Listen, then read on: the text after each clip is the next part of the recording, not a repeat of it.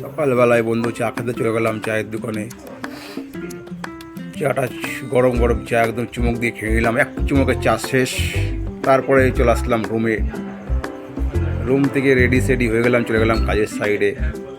কাজের সাইডে কাজ করতে করতে কখন যে খাওয়ার টাইমটা হয়ে গেল বুঝতেই পারিনি। চলে গেলাম দোকানে খাবার আনতে। খাবার আনতে গিয়ে দেখি পুরি আছে, ইডলি আছে, ধোসা আছে, খিচুড়ি, এখানে খিচুড়ি আছে, আরও অনেক কিছু খাবার আছে। খাবারটা একটা খাবার আমি পার্সেল করে নিলাম। পার্সেল করার পর আমি হাঁটতে হাঁটতে চলে আসলাম আবার রুমে এসে একটু একটু করে ঢালতে লাগলাম। দেখুন, এটা হচ্ছে সাম্বার, এটা চাটনি। খুলে নিলাম, খুলে আমি খাওয়া শুরু করে দিলাম। খাওয়া দাওয়া হয়ে গেছে। এবার খাওয়া দাওয়া হওয়ার পরে আমি আবার একটু রেস্ট নিলাম। রেস্ট নেওয়ার পরে আমি চলে গেলাম আবার কাজের সাইডে।